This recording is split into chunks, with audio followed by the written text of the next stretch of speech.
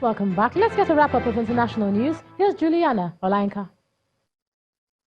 Good evening from the Channel's newsroom in London.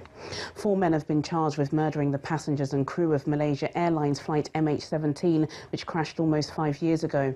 298 people were on board the plane, which was flying from Amsterdam to Kuala Lumpur when it was shot down over eastern Ukraine.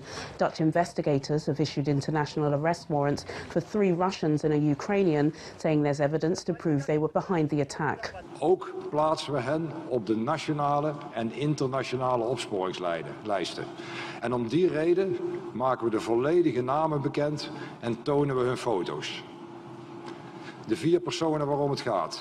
Als eerste Igor Girkin, Sergei Dubinsky, Oleg Pulatov and Leonid Kharchenko.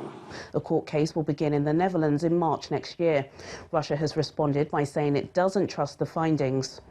A United Nations expert says there's credible evidence that Saudi Arabia's Crown Prince was responsible for the murder of Jamal Khashoggi. The journalist was last seen at the Saudi consulate in Istanbul in October. It's thought his body was dismembered and removed from the building. 11 unidentified people are on trial behind closed doors in the Gulf Kingdom, but the UN's Agnes Callamard says it fails to meet international standards and the proceedings should be suspended. I do not have evidence regarding who has ordered the killing.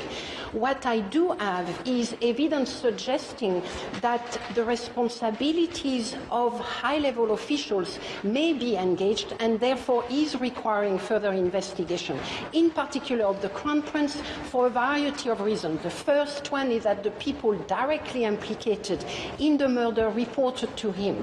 It is a logical step for me to be asking for him to be included in the sanctions until and unless there is evidence provided that he was not involved, didn't know, should not have known of the execution. The US Navy says mine fragments recovered after the oil tanker attacks in the Gulf of Oman resemble those that belong to Iran. Officials showed debris and a magnet they said they'd recovered from the Japanese-owned Kokuka Courageous. The vessel, along with the Norwegian-owned Front Altair, was hit by explosions last week and was later towed to the Emirati coast. Tehran has denied any involvement. What I can tell you is that the limpet mine that was used in the attack is distinguishable, and it is also strikingly bearing a resemblance to Iranian mines that have already been publicly displayed in Iranian military parades. This type of attack is a threat to international freedom of navigation in international waters, as well as freedom of commerce. Authorities are investigating the deaths of dozens of people in central Mali. Unidentified gunmen targeted 2 villages. The victims are said to be mostly from the Dogon group. It's the latest incident in a series of attacks. Last week, 35 people were killed when the Dogon village of Sobanadar was hit. And in March, more than 130 Fulani people were killed during an attack on another village. The government's being criticised for not doing enough to stop the violence. The number of displaced people has hit a record high, with more than 70 million fleeing violence globally last year. That's an average of 37,000 new displacements every day. The UN Refugee Agency says more than 2/3 of the world's refugees come from 5 countries: Syria, Afghanistan, South Sudan, Myanmar and Somalia. Figures also show developing countries, not rich Western nations, are bearing the brunt of the crisis. When you say Europe has a refugee emergency, or the United States or Australia, no. Most of the refugees are in fact in the countries next to where the war is.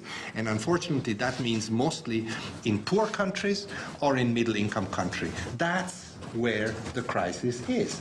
That's where we need to focus. Ethiopia has started rationing electricity, rolling out daily power cuts.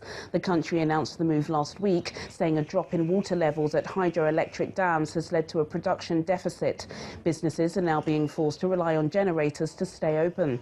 The country's also suspended export to neighbouring Djibouti and Sudan, contracts which are worth $82 million a year. And finally, while drought is taking its toll in Africa, the evidence of climate change is also stark in Greenland. An image of a dog sled team running in into water has gone viral. Unusually warm weather hit the Northern Territory last week, and an estimated 2 billion tonnes of ice was lost in just one day on June the 13th when the photo was taken. Climate change experts say the annual melt has started early. And that's your international news around the world in 5. Thanks a lot, Juliana. We move to sports now. Here's Ayotunde Balogun.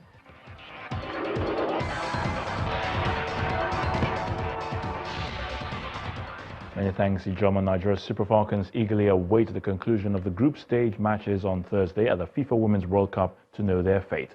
Though it's yet to be confirmed, it appears Brazil and China have picked 2 of the 4 slots available for third-place teams because they have more points and better goal difference. For Nigeria to qualify, 2 of the remaining third-place teams must not get anything better than 3 points and a goal difference of -2. However, the Super Falcons are back in training and remain hopeful of advancing to the knockout stages.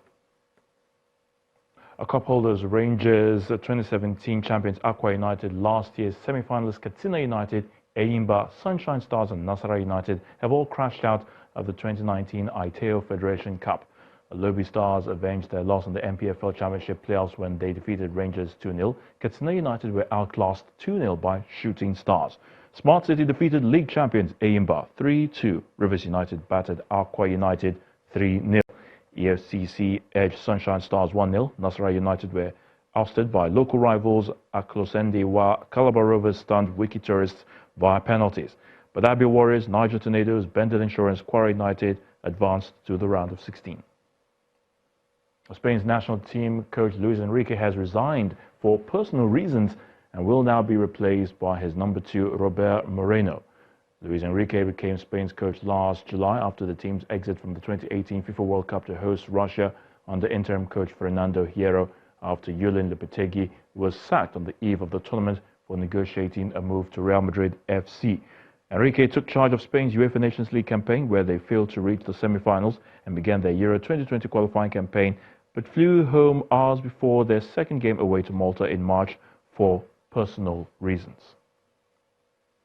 Germany World Cup winner Mats Hummels is rejoining Borussia Dortmund FC after 3 years at the German Bundesliga champions Bayern Munich. German media reported that the transfer, which is subject to a medical, was worth around 38 million euros. The move by the 30-year-old, who played some 306 games and scored 25 goals for Dortmund from 2009 to 2016, was expected. And that's a wrap on the sports news. Ijoma will be back with the news at 10.